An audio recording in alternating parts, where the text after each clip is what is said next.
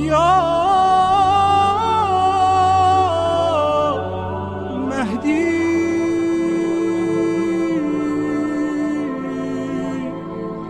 مددی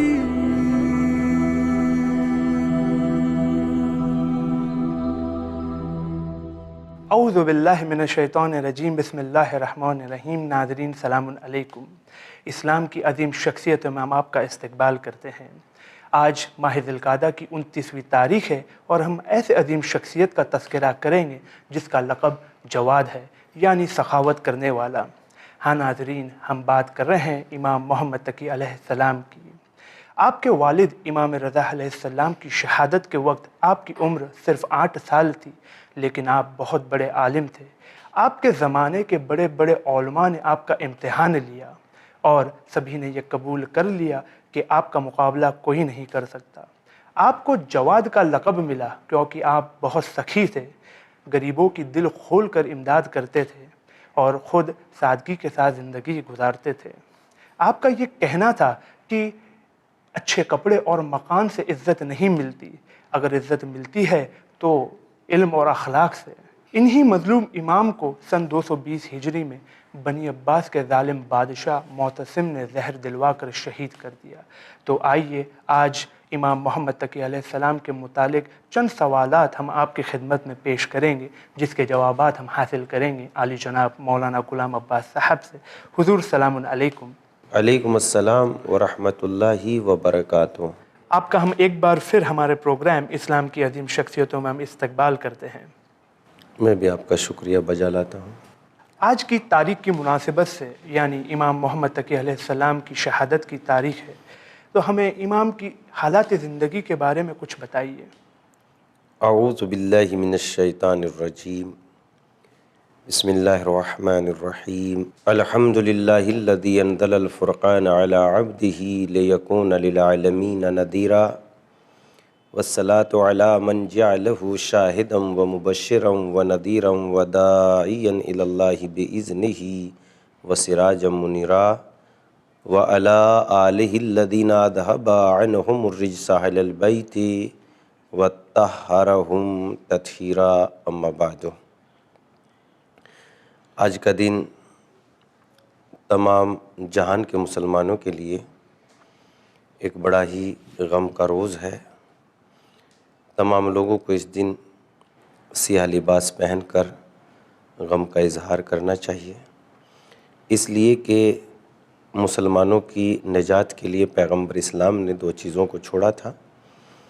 ایک چیز قرآن مجید اور دوسری اہل بیت علیہم السلام، جس کا تذکرہ پیغمبر نے کیا، انی تارک فیکم الثقلین، میں تمہارے درمیان میں 2 چیزوں کو چھوڑے جا رہا ہوں۔ امام محمد تقی جواد علیہ السلام کی شہادت کا روز ہے، اور چونکہ زہر دغا، ظلم اور بڑی قسم پرسی کے عالم میں امام علیہ السلام کو زہر دغا سے شہید کیا گیا ہے، اور امت اسلامیہ کے لیے یہ بات رکھنا، یاد رکھنا اور اس غم کا اظہار کرنا اس لیے ضروری ہے کہ پیغمبر اسلام صلی اللہ علیہ وآلہ وسلم تمام مسلمانوں کے رسول ہے، اور تمام مسلمان پیغمبر اسلام صلی اللہ علیہ وآلہ وسلم کی رسالت پر ایمان رکھتے ہیں، اور آپ کا کلمہ لا الہ الا اللہ محمد رسول اللہ اس کو اپنی زبان پر جاری کرتے ہیں۔ اور پیغمبر اسلام صلی اللہ علیہ وآلہ وسلم کی یہ حدیث بھی کسی فرقے کی نگاہ سے پوشیدہ نہیں ہوگی۔ یہ میرا دعویٰ بھی ہے، چیلنج بھی ہے، کہ پیغمبر نے اپنے لیے فرمایا، اپنے جانشین کے لیے فرمایا کہ میرے بعد میرے 12 جانشین ہوں گے۔ تمام عالم اسلام اس حدیث پر متفق ہیں، اور الگ الگ طریقوں سے یہ الفاظ کی رد و بدل کے ساتھ اس بات کو تسلیم کرتے ہیں کہ میرے بعد میرے 12 جانشین ہوں گے۔ اب 12 جانشین میں ایک جانشین امام محمد تقی جواد علیہ السلام بھی ہے۔ تمام عالم اسلام کو اس لیے غم منانا چاہیے کہ وصی رسول یا جانشین رسول امام محمد تقی علیہ السلام کو زہر دغا دے کر شہید کرا دیا گیا۔ اب ہزاروں سوالات پیدا ہوتے ہیں یہ بات کسی کے کہنے سے دبنی نہ چاہیے اور انسان کو سادہ مزاجی میں کسی بات کو تسلیم نہیں کرنا چاہیے۔ یہ بات آخر انسان کے ہر اپنے آپ سے سوال کرنا چاہیے کہ امام محمد تقی علیہ السلام کو آخر زہر کہاں دیا گیا اور کس نے زہر دیا، اور زہر دینے کے اسباب کیا کیا تھے، اور کن بنیاد پر امام کی شہادت واقع ہو گئی، اور ان کی زندگی کیسے گزری ہے، کس کے دور میں گزری ہے، کیسے حالات میں ان کی زندگی گزری ہے، اور کیوں اہل خاندان رسالت کو، اہل بیت علیہ السلام کو کیوں ہمیشہ قید خانوں میں اور ان کے اوپر پابندیاں اور نظر بندیاں مسلسل طور پر کیوں، آخر ایسے حالات رسالت مآب کے خاندان کے لیے، پیغمبر اسلام کے خاندان کے لیے، وہ نسل امامت میں ایسے حالات آخر کیوں پیدا ہوئے ہیں۔ امام رضا علیہ السلام کے بعد امام کے جو فرزند ہیں اور آپ کی امامت کے جو وارث ہیں وہ امام محمد تقی علیہ السلام ہیں، علیہ السلام جواد ہے۔ ماہ رجب 165 ہجری کی 10ویں تاریخ تھی جب امام رضا علیہ السلام کو پروردگار عالم نے وہ فرزند عطا کیا جسے آپ کے تمام کمالات کا وارث اور ان کے منصب کا جانشین قرار دیا گیا۔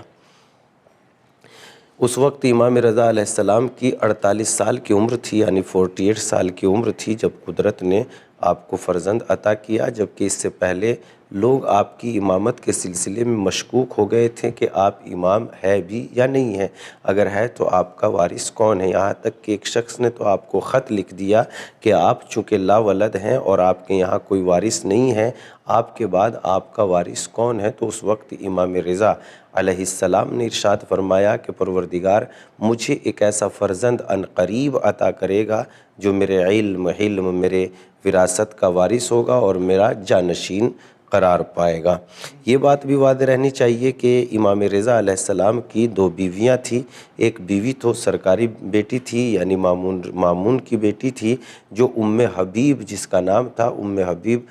سے امام رضا علیہ السلام کی شادی مامون نے حکومت اور سیاست کے مد نظر یا مصلحت کے تحت مامون رشید نے ام حبیب سے امام رضا علیہ السلام کا عقد فرمایا۔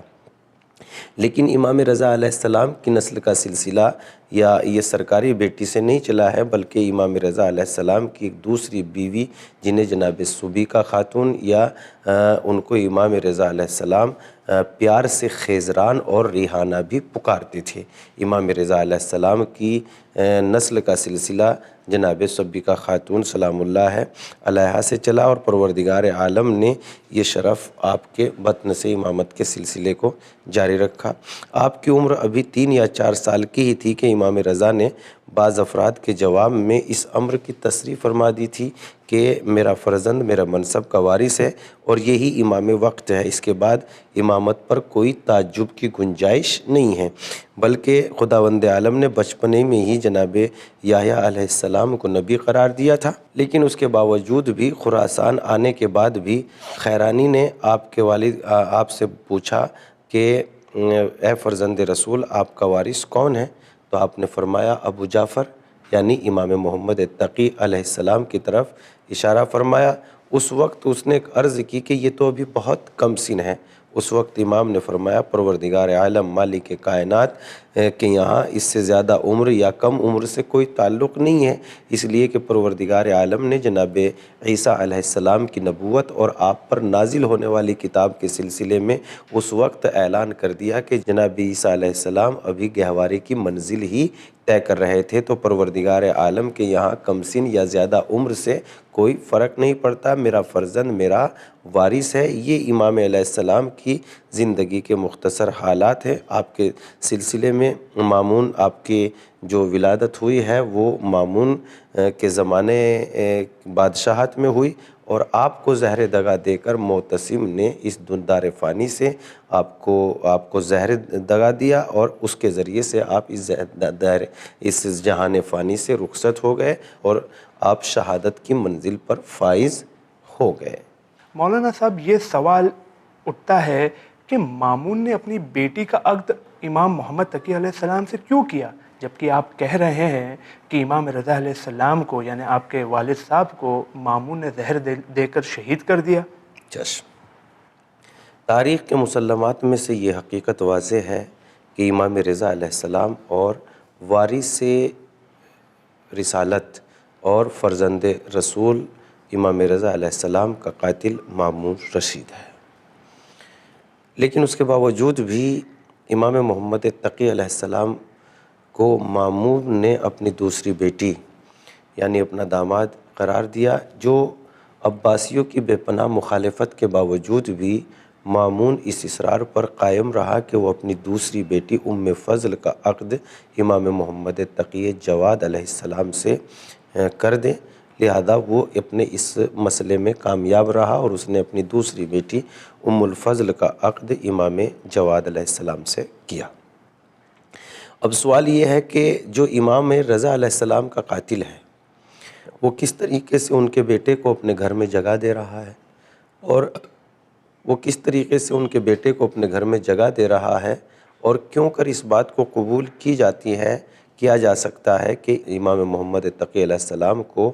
مامون نے اپنی دوسری بیٹی کا عقد کر دیا ہے، جبکہ امام کی عمر بھی بہت کم سن تھی اور امام کاروبار کے اعتبار سے اور حالات کے اعتبار سے مامون کی بیٹی کو وہ سکون بھی نہیں پہنچا سکتے تھے جو ایک حکومت کی بیٹی کو تمام عیش و عشرت کے حالات موجود تھے۔ ظاہر سی بات ہے کہ امام کم سن بھی ہیں اور کم سن کے اعتبار سے وہ حالات تو نہیں ہیں جو ایک حکومت اور ایک محل میں انسان کو حاصل ہو رہے ہیں۔ ان تمام باتوں کے باوجود بھی مامون نے اپنی بیٹی کا عقد امام رضا علیہ السلام کے فرزند امام محمد تقی جواد سے کیا، اور اس کی سب سے بڑی وجہ یہ ہے کہ جب امام رضا علیہ السلام کو زہر دغا دے دیا گیا تو اس بات کو پردے میں رکھنے کے لیے، چونکہ تمام لوگوں کی شک کی سوئی ادھر گھوم رہی تھی کہ امام رضا علیہ السلام کا قاتل کون ہے، حکومت نے تو بڑے احترام کے ساتھ ہمدردی جتاتے ہوئے امام رضا علیہ السلام کی میت کا احترام کیا اور جنازے کو بڑے احترام کے ساتھ دفن کر دیا، اور حکومت نے حکومتی لیول کے اعتبار سے سوگ کا اعلان بھی کر دیا۔ تو جو حکومت اس طریقے کے کام انجام دے رہی ہے وہ بھلا امام علیہ السلام کی قاتل کیسے ہو سکتی ہے؟ لیکن پھر بھی جو بہت زیادہ غور و فکر لوگ کرنے والے ہیں وہ اسی نقطے پہ پہنچے، اور علویین تو اس بات کو جانتے ہی تھے کہ امام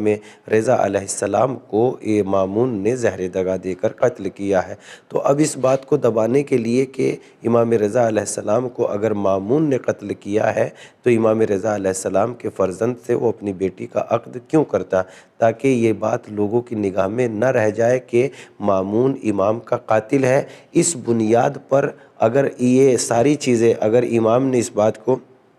مد نظر رکھتے ہوئے مامون نے اسی میں نجات چاہی کہ اپنی دوسری بیٹی کا عقد امام محمد تقی علیہ السلام سے کر دے تاکہ حکومت اپنے آپ میں برقرار رہے، اس بنیاد پر امام کے لیے اس نے اپنی دوسری بیٹی ام الفضل کے عقد کو قبول کر لیا، اور بنی عباس سے اصرار کر کے اس بات پر وہ اپنی جگہ پر ثابت رہا کہ امام محمد تقی علیہ السلام سے ام الفضل کا عقد کر دیں۔ تو بات یہ آتی ہے کہ امامت کا جو سلسلہ جو آگے چلا یہ ام الفضل کے بطن سے آگے چلا یا امام کی اور کوئی بیوی تھی جن سے یہ آگے چلا؟ دیکھیے، ام الفضل کا عقد تاریخ میں ایک ایسی بات ہے جو امام محمد تقی جواد علیہ السلام سے ام الفضل کا عقد ضرور ہوا ہے، مگر تاریخ امامت کا جب مطالعہ کیا جاتا ہے تو یہ بات کہیں سے ثابت بھی نہیں ہوتی کہ ام الفضل کے بطن سے امام محمد تقی علیہ السلام کی کسی نسل کا سلسلہ، خود امامت کا ہی نہیں بلکہ کسی بھی نسل کا سلسلہ ام الفضل کے بطن سے شروع ہوا ہو، بلکہ امام محمد تقی علیہ السلام نے سمانہ مغربیہ سے عقد فرمایا اور سمانہ مغربیہ کے ذریعے سے امامت کا سلسلہ آگے بڑھا اور جناب سمانہ مغربیہ جناب عمار یاسر کے خاندان سے تھی۔ اس اعتبار سے ام الفضل اور ان کی شہرت میں کوئی کمی واقع نہیں تھی۔ امامت کا سلسلہ جناب سمانہ مغربیہ سے شروع ہوتا ہے، اور جناب سمانہ مغربیہ کی شان یہ ہے کہ آپ کو صوم الدہر کے لقب سے یاد کیا جاتا ہے۔ صوم الدہر یعنی وہ بی بی، یا صوم الدہر اگر کوئی مرد ہے یعنی وہ بی بی جو مسلسل اپنی پوری زندگی کو اللہ کی رضا کے لیے روزہ رکھتے رکھتے گزار دے اس کو صوم الدہر کہا جاتا ہے۔ تو سمانہ مغربیہ وہ بی بی تھی جو صوم الدہر تھی، یعنی مسلسل وہ روزے رکھا کرتی تھی پروردگار عالم کے قرب کے لیے۔ تو ان سے امام محمد تقی علیہ السلام کی نسل کا سلسلہ شروع ہوتا ہے، اور امام محمد تقی علیہ السلام کے وارث قرار پاتے ہیں امام علی النقی علیہ السلام۔ ہمارا اگلا سوال کرامت کے سلسلے سے ہے، تو ہمیں امام محمد تقی علیہ السلام کی کرامت کے بارے میں کچھ بتائیے۔ چشم۔ امام محمد تقی علیہ السلام کے حالات زندگی میں جہاں حالات زندگی بیان کیے جاتے ہیں وہیں آپ کی کرامات بھی بیان کیے جاتے ہیں، یعنی آپ کے کرم اور شرف و فضل کا یہ عالم ہوا کرتا تھا کہ آپ لوگوں کو آنے والے حالات کی پہلے ہی خبر دے دیا کرتے تھے۔ جیسا کہ ایک شخص کا بیان ہے کہ ایک شخص نے آپ سے سفر کے لیے مشورہ کیا کہ میں فلاں سفر پر جانا چاہتا ہوں، آیا جاؤں کہ یا نہ جاؤں مشورہ کر رہا تھا، تو امام نے اسے سفر پر جانے سے روک دیا، اور وہ بھی امام کے مشورے سے رک گیا، سفر سے باز رہا۔ لیکن اس کا ساتھی جو حماد بن عیسیٰ تھا، اس شخص نے اس کو بھی روکا کہ امام نے جانے سے منع کیا ہے، مگر حماد بن عیسیٰ نے کہا کہ میں سفر پر جانے کی مکمل تیاری کر چکا ہوں، اب ناممکن ہے کہ میں اس سفر سے رک سکوں۔ خیر وہ تیار ہو کے چلا گیا، اور اب جو وہ سفر کے دوران ایک وادی میں اس نے قیام کیا تو ایک شدید سیلاب آیا جس میں وہ سامان کے ساتھ بہہ گیا، اور اس طریقے سے امامت کی کرامت سامنے آ گئی کہ یہ انسان کو اگلے آنے والے حالات سے واقف کر دیتے ہیں۔ اسی طریقے سے ایک اور کا واقعہ معمر بن خلاد کا بیان ہے کہ مجھے ساتھ لے کر ایک وادی کی طرف تشریف لے گئے امام محمد تقی علیہ السلام جواد، ایک وادی میں مجھے ساتھ لے کر ایک طرف چلے گئے، اور وہاں مجھے روک کر کہا کہ یہاں تھوڑی دیر ٹھہرو، اور دوسری طرف امام چلے۔ تھوڑی دیر کے بعد واپس آئے تو چہرہ اداس تھا۔ میں نے پوچھا اس کا سبب کیا ہے کہ آپ کا چہرہ کیوں اداس ہے؟ فرمایا کہ میں طوس سے آ رہا ہوں، اور میرے والد بزرگوار کا انتقال ہو گیا، اور میں ان کی نماز جنازہ پڑھا کے آ رہا ہوں۔ تو یہ کہاں طوس ہے، اور کس طریقے سے امام کتنی جلدی سفر کرنے کے بعد ان کے دوست کو معمر بن خلاد کو یہ تک خبر نہیں ہوئی کہ امام کتنی جلدی کتنی دور کا سفر، تھوڑی دیر کا لمحہ بیتا تھا کہ امام ان کے سامنے حاضر تھے اور بتایا کہ میں طوس سے آ رہا ہوں۔ یہ بھی امام کے کرامات میں سے ایک کرامت ہے جو آپ کی خدمت میں پیش کی گئی ہے۔ آپ کی شخصیت ایک مظلوم شخصیت تھی، تو ایسی کیا دشمنی تھی کہ معتصم نے، جو بنی عباس کا بادشاہ تھا، اس نے زہر دلوا کر امام کو شہید کر دیا؟ چشم۔ یہ جتنے بنی عباس اور بنی امیہ کے خلیفہ یا بادشاہ گزرے ہیں، ان کو یہ کہیے کہ الہی دشمنی تھی ائمہ ہدیٰ علیہ السلام سے، اور اس دشمنی کے راز و رموز یہ تھے کہ جب انسان کا کوئی مقصد کسی سے وابستہ ہوتا ہے اور وہ پورا ہوتے ہوئے نہیں دیکھتا تو پھر وہ اس کا دشمن ہو جاتا ہے۔ جیسے امام حسین علیہ السلام سے یزید کی دشمنی تھی، کیونکہ یزید کو یہ بات معلوم تھی کہ اگر امام حسین علیہ السلام بیعت نہیں کریں گے تو یزید کی خلافت اور یزید کی حکومت کو کوئی اسلامی حکومت تسلیم نہیں کر سکتا۔ اسی طریقے سے تمام ظالم و جابر حکمراں کو یہ بات معلوم تھی کہ اگر امامت ان سے کنارہ کشی کیے ہوئے ہیں تو ان کی حکومت کے لیے تصور بھی نہیں ہو سکتا کہ یہ اسلامی حکومت کہے جانے کے لائق بھی ہے، اس لیے کہ اسلامی حکومت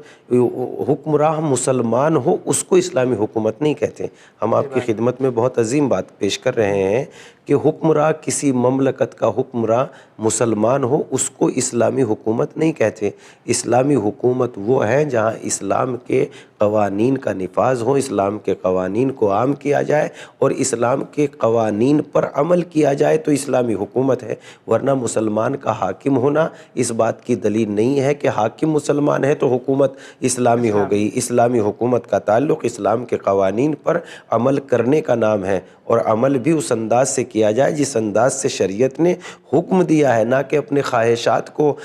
شریعت میں داخل کر دیا جائے اور اس کو کہے کہ اسلام یہ ہے۔ اسلام اسلام ایک عظیم مذہب ہے، اسلام ایک اللہ کا بھیجا ہوا قانون ہے، لہذا ہر ظالم و جابر شخص کو ان سے عداوت اور دشمنی یہ تھی، اس لیے کہ یہ صحیح اسلام کی تعلیمات کو پیش کرتے تھے، اور ظالم و جابر بادشاہ صحیح تعلیمات اسلامی کو قبول اس لیے نہیں کرتے تھے کہ حکومت ان کا حق نہیں ہے، حکومت تو ان کا حق ہے جن کو پیغمبر اسلام نے اپنے بعد اپنا جانشین کا اعلان کیا ہے، اپنے جانشین کا انتخاب کیا ہے، حکومت ان کا حق نہیں، یہ تو غاصب حاکم ہے، ورنہ صحیح معنوں میں تو ائمہ ہدی علیہم السلام اس حکومت کے مالک و وارث ہے، اور جیسا کہ خود قرآن مجید نے بھی کہا ہے کہ ہم ان تک زمین کو ضرور پلٹائیں گے، زمین کا وارث بنائیں گے جنہیں کمزور قرار دیا گیا ہے، لہذا حکومت ہمیشہ ان سے اس لیے برسر پیکار رہی ہے کہ تاکہ ان کے حالات کی کلائی کھن نہ جائے اور ان کی جو ہے نقاب کشائی نہ ہو جائے، اور امامت کو جہاں جہاں موقع ملا ہے وہاں وہاں ان کے حالات کی، اور امامت نے اپنے کردار سے، اپنے کمال علم سے اس بات کو ظاہر کر دیا ہے کہ جو تم جانتے ہو وہ حقیقت شریعت نہیں ہے، بلکہ جو ہم بیان کرتے ہیں وہ حقیقت شریعت ہے۔ ہوا یہ کہ معتصم کے زمانے میں ایک شخص نے چوری کی، اور جب اس نے چوری کر لی تو چوری کرنے کے بعد چور پکڑا گیا۔ مسئلہ سامنے یہ آیا کہ اسلام میں سزا ہے کہ چور کے ہاتھ کاٹ دیے جائے، لیکن یہاں یہ بات بھی آپ کی خدمت میں واضح کر دوں، کس چور کے ہاتھ کاٹ دیے جائے؟ وہ شخص جس نے پریشانی کی بنیاد پر یا غربت کی بنیاد پر یا وہ بہت زیادہ پریشان ہونے کے بعد اس نے چوری کی ہے ضرورت کے تحت، مطلب جیسے ایک بھوکا شخص ہے، مجبوری کی وجہ سے مجبوری کی چوری کر رہا بنیاد ہے۔ پر اس کو بے پناہ بھوک لگی ہوئی ہے، اس نے چوری کی ہے، چوری کرنے کے بعد اس نے اپنی ضرورتوں کو پورا کر لیا ہے، کیا اس شخص کے ہاتھ کاٹ دیے جائیں، یا اس شخص کے ہاتھ کاٹنے کا اسلام حکم دیتا ہے جس نے چوری کو جرم تسلیم کر لیا ہے اور چوری کو اپنی عادت بنا لی ہے، اپنا پیشہ بنا لیا ہے، اور سماج اور معاشرے کو نقصان پہنچا رہا ہے؟ اصل میں اسلام ایسے ہی مجرم کے لیے چوری کے حکم کی چوری کرنے کی یہ سزا سناتا ہے کہ اس کے ہاتھ کاٹ دیے جائے، ورنہ ضرورت مند نے اگر چوری کی ہے تو اسلام ایک دم حکم نہیں دے دیتا کہ اس کے ہاتھ کاٹ دیے جائے، بلکہ اسلام سوال کرتا ہے کہ آخر اس کی ضرورت کو پورا کیوں نہیں کیا گیا، یہ چور بن کیوں گیا؟ اگر اس کی ضرورت پوری کی جاتی تو یہ کبھی چوری نہیں کرتا، لہذا چوری کی اس کو چور بننے میں خود اس کی خواہش شامل نہیں ہے، بلکہ ان حکومت کے بھی جنہوں نے ان کے حق کو غصب کیا ہے وہ بھی اس کو چور بنانے میں شامل ہے۔ تو اصل میں تو صحیح مجرم وہ ہے جنہوں نے ان کے حق کو غصب کیا ہے، یہ اصل مجرم نہیں ہے، یہ تو چونکہ بھوکا تھا، بھوکا شخص اگر چوری نہ کرتا تو کیا کرتا؟ تو اسی لیے امام نے اپنے علم کا اظہار کیا اور حقیقت شریعت کو پیش کیا کہ اللہ کا قانونی نظام کیا ہے۔ ہوا یہ کہ معتصم کے زمانے میں چوری ہو گئی، چور کو حاضر کیا گیا، اور اب مسئلہ یہ آیا کہ قرآن مجید نے کہا ہے کہ چور کے ہاتھ کاٹ دیے جائے، اب چور کے ہاتھ کہاں سے کاٹے جائے؟ آیا یہاں سے کاٹ دیے جائے، یہاں سے کاٹا جائے، یہاں سے ہاتھ کاٹا جائے، یا یہاں کندشانے سے ہاتھ کو جدا کر دیا جائے؟ سو بہت سارے لوگ جمع ہو گئے، اور اسلام میں جتنی بڑی بڑی اس وقت درباری شخصیتیں تھیں، درباری ملا تھے، ان سب کو جمع کر لیا گیا۔ کسی نے کہا کہ یہاں سے ہاتھ کاٹ دیا جائے، کسی نے کہا یہاں سے ہاتھ کاٹ دیا جائے۔ جب مسئلے کا کوئی حل نہ مل سکا، اس وقت امام محمد تقی جواد علیہ السلام کو دربار میں طلب کیا گیا، اور امام علیہ السلام نے قرآن مجید سے فیصلہ کیا۔ امام نے فرمایا مساجد للہ، مساجد یعنی سجدہ گاہ اللہ کی جگہ ہے، اور نماز میں سب کے یہاں یہ مسائل ہیں کہ 7 چیزیں سجدہ گاہ قرار دی جاتی ہیں، یعنی اعضائے سجدہ ہے، پیشانی اعضائے سجدہ ہے، ہاتھوں کی دونوں ہتھیلی سجدے کے عالم میں زمین پر، ہتھیلی مانے یہ ہتھیلی عالم میں سجدے کی حالت میں زمین پر ہونا ضروری ہے، دونوں گھٹنوں کا زمین پر ٹچ ہونا ضروری ہے، اور دونوں پیر کے انگوٹھوں کا زمین پر ٹکا ہونا ضروری ہے۔ اس طریقے سے یہ 7 چیزیں اعضائے سجدہ ہے، دونوں انگوٹھے، دونوں پیروں کے گھٹنے، دونوں ہاتھ کی ہتھیلی اور ایک پیشانی۔ اب امام نے فرمایا المساجد للہ، مسجد یعنی سجدہ گاہ اللہ کے لیے ہے، لہذا نہ ہاتھ یہاں سے کاٹا جائے گا، نہ یہاں سے کاٹا جائے گا، نہ یہاں سے کاٹ جائے، بلکہ یہ 4 انگلیاں یہ ہاتھ 7 انگلیوں سے ہاتھ کاٹ دیا جائے گا اور حد شرعی بھی اس پہ مثلاً حد بھی جاری ہو جائے گی اور اسلام کے قانون کا نفاذ بھی ہو جائے گا۔ اس وقت جب امام نے یہ فیصلہ سنایا تو سب نے تسلیم کر لیا، لیکن جو ایک درباری ملا تھا اس نے معتصم سے فریاد کی اور گہار لگائی کہ اس طریقے سے تو تمہاری حکومت خطرے میں پڑ جائے گی اور امام علیہ السلام کا علم کا وقار بحال ہو جائے گا، لہذا کسی بھی طریقے سے امامت کو راستے سے ہٹا دیا جائے ورنہ آپ کی حکومت خطرے میں ہے۔ اس لیے معتصم نے زہر دغا دلوا کر امام محمد تقی علیہ السلام کو زہر دغا سے شہید کرا دیا، اور اس طریقے سے 29 ذی القعدہ سن 220 ہجری میں امام محمد تقی علیہ السلام جواد اس دنیا سے رخصت ہو گئے۔ یقیناً بہت غم کا روز ہے اور تمام عالم اسلام کو اس دن سوگ منانا چاہیے۔ یہ کسی اس کا اور اس کا مسئلہ نہیں ہے، یہ رسالت اور امامت کا مسئلہ ہے، یہ رسالت اور رسول اللہ کے سچے خلیفہ کا مسئلہ ہے، اور خلافت تمام مسلمانوں کے لیے ہے، کسی ایک فرقے سے اس کا تعلق نہیں ہے۔ آپ سے گزارش ہے کہ ہمارے ناظرین کے خدمت میں کچھ اقوال پیش کیجیے۔ دیکھیے، آپ کی خدمت میں ہم عرض کرتے ہیں کہ امام ائمہ ہدیٰ علیہ السلام کے بہت زیادہ اقوال ہیں، باقی میں تو یہ نقطہ نظر رکھتا ہوں کہ اگر ائمہ ہدیٰ علیہ السلام کی فرمائی ہوئی کسی ایک بات پر بھی انسان مکمل طور سے عمل کر لے تو عزت کی پیشانی پر اس طریقے سے چمکے گا جیسے آسمان کی پیشانی پر سورج چمکتا ہے۔ امام کا ایک دو قول میں آپ کی خدمت میں پیش کرتا ہوں۔ امام محمد تقی جواد علیہ السلام نے ارشاد فرمایا کہ انسان کی عزت لوگوں سے بے نیاز ہو جانے میں ہے، اس لیے کہ جب تک انسان لوگوں سے امیدیں وابستہ رکھے گا تو ان کے سامنے انسان ان چیزوں کو بھی تسلیم کر لے گا جس کو تسلیم نہیں کرنا چاہیے تھا، اور جب تمام سے بے نیاز ہو جائے گا، کسی سے کوئی امید نہیں ہوگی تو پھر کسی چیز کو جلدی سے تسلیم کرے گا نہیں۔ دوسری بات امام علیہ السلام نے جو فرمائی ہے وہ یہ ہے، اور یہ ایک عظیم بات ہے جو امام کی زبان مبارک سے ظاہر ہوئی ہے۔ آپ نے فرمایا، دیکھو ظاہر میں خدا کے دوست اور باطن میں خدا کے دشمن نہ بننا، یعنی ایسا نہ ہو کہ ظاہر میں تو لا الہ الا اللہ کی تسبیح جپ رہے ہوں، نماز بہترین خضوع و خشوع کے ساتھ پڑھ رہے ہوں، لیکن جب دو بات ایسی سامنے آ جائے کہ ایک اپنے خلاف جا رہی ہو اور ایک دوسرے کے موافقت میں جا رہی ہو، لیکن چونکہ ہم اپنے خلاف بات تسلیم کرنے کے لیے تیار نہیں ہیں تو ہم وہی بات کہیں گے جو ہماری موافقت میں جا رہی ہو، بھلے سے دوسرے کے خلاف وہ بات غلط ہی ہو، بھلے سے دوسرے کے خلاف کیوں نہ جا رہی ہو۔ لہذا اس طریقے کی نماز اور اس طریقے کے اللہ کا دوست بننے کی کوئی ضرورت نہیں ہے۔ امام نے اتنی عظیم بات لوگوں کی خدمت میں پیش کی ہے، اگر انسان اس بات کو عمل کر لے تو انشاءاللہ اس کی زندگی میں روشنی پیدا ہو جائے گی۔ دیکھو، ایسا نہ ہو کہ تم ظاہر میں تو اللہ کے دوست ہو اور باطن میں تم اللہ کے دشمن بن جاؤ، یعنی باطن میں تمہاری نیت کچھ اور ہو اور نماز میں خضوع و خشوع صرف لوگوں کو دھوکہ دینے کے لیے نماز میں خضوع و خشوع پیدا کیا جائے، ایسا نہیں ہونا چاہیے۔ مولانا صاحب، آپ کے قیمتی جوابات کے لیے ہم آپ کا شکریہ ادا کرتے ہیں۔